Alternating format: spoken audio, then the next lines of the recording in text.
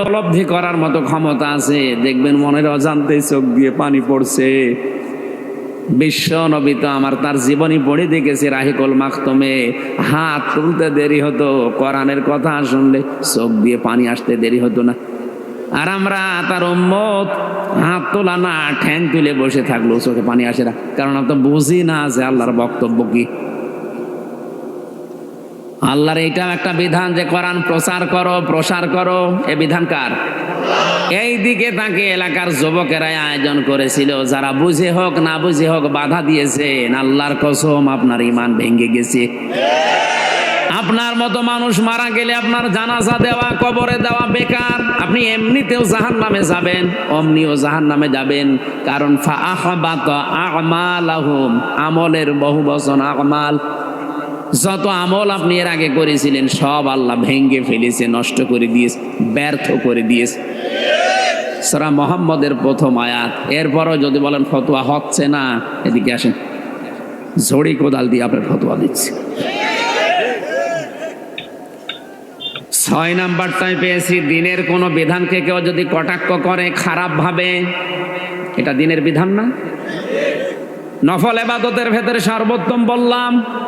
তাহলে এই বিধানটাকে যারা কটাক্ষ করলেন, ষড়যন্ত্র করলেন, আপনার ঈমান কিন্তু নষ্ট হয়ে গেছে। আপনি এখন আবার কালেমা পড়ে মুসলমান হন, নয়তো এরকম মুসলমান দাবি করছে যারা কোরআন বিরোধী, এদের জানাজা পড়াও জায়েজ নেই।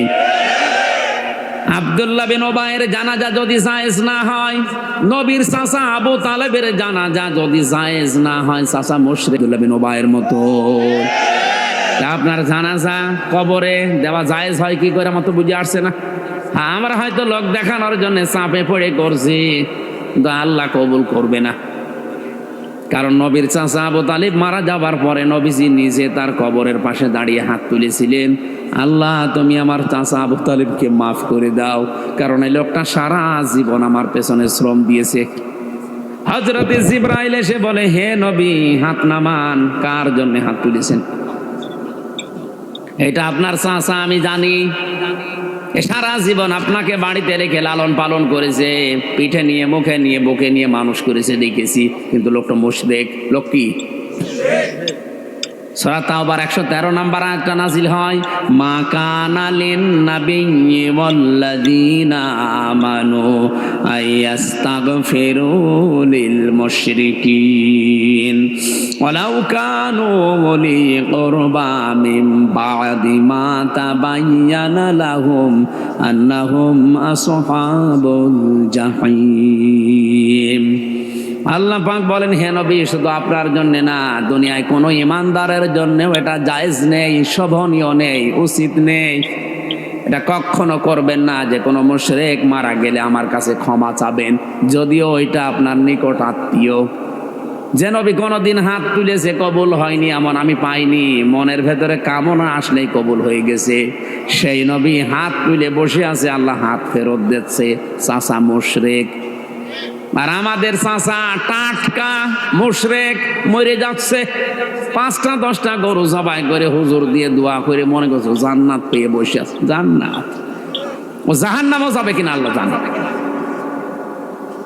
আপনার বিবেকে কি বলে বলেন? নবীজির চাচাকে যদি আল্লাহ আয়াত নাজিল করে সতর্ক করে, আর হামজার চাচার কোনো সিরিয়াল আছে? টাটকা মুশরিক মরে যায়, 20টা গরু জবাই করে দিল, লোকজন খাওয়া দাওয়া করে পায়খানা করে শেষ করে দিল, মনে করছে চাচা জান্নাত পেয়ে বসে। এটা খালি খাওয়া দাওয়াই হয়, তাছাড়া কিচ্ছু হয় না। আর একটা বিষয় হচ্ছে, মানুষ মারা গেলে তার জন্য যা করা হয় সেটা আরবি নাম হচ্ছে সাদাকা। তার নাম কি? মৃত মানুষের জন্য যা করা হয় তার নাম কি? আরো জোরে, জোর হইল না, আর একবার বলেন। সাদকার মাল খাওয়া জায়েজ আছে, শুধু এতিম, মিসকিন, গরিব, অসহায় এদের জন্য। এই মাসলাকে আমি বানালাম, বলেন না কেন? তাহলে সাদকার মাল খাবে তারা যারা এতিম, মিসকিন, অসহায়, গরিব।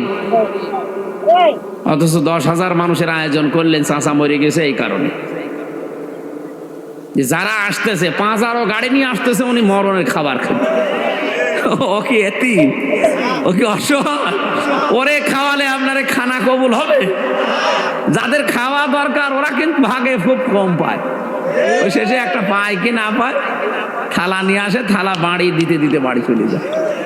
আর যাদের খাবারের জীবনে কোনো অভাব নেই, মরণের খাওয়া খায়। আবার যদি জিজ্ঞাসা করেন চাচা কেমন খেয়েছেন, 10টা গোস্ত পেয়েছিলাম, দাঁতের ফাঁকা বন্ধ করতে শেষ হয়ে গেছে। দেখেন ওর দাঁতের ফাঁকা বন্ধ করতে কয়টা গোস্ত লাগে, কারণ ওর দাঁতের ফাঁকা ওইরকম। আর যারা 2 পিস দিয়েছিলেন ওর জীবনে দাঁতের ফাঁকা হয়নি। এইগুলো বন্ধ করেন, আপনি বেকার ধোকা খাচ্ছেন। হ্যাঁ, আমাদের কিছু খাবার দাবার হচ্ছে, আপনার কিছু হচ্ছে না। আপনি দেখেছেন আজ পর্যন্ত কোন হুজুরের বাড়িতে মিলাদ হয়? কারণ ও জানে যে ও ছাতা দিয়ে কোনো লাভ নেই, ও বেকার ওদের খাওয়াবো কোন কারণে। হ্যাঁ, আপনি মিলাদ না দিয়ে বেকার ওই টাকাগুলো দিয়ে যদি কোরআন শরীফ কিনে 10টা মানুষকে বলেন পড়েন, তারা কোরআন পড়লে ওই সওয়াবগুলো হয়তো পেতে পারে। কথা বুঝতেছেন? কেউ লেখাপড়া করতে পারছে না, তারা 2000 টাকা দিয়ে বলেন যে এই যে বই কিনে নাও। কেউ মেয়ে দিতে পারে, বিয়ে দিতে পারে না, তারা 5000 টাকা দিয়ে বলেন যে একটা জিনিস কিনে নাও। এইটাই লাভ হবে। আপনি আন্দাজে 50,000 টাকা খরচ করেছেন, ওটা পানিতে ফেলা ছাড়া কিচ্ছু না।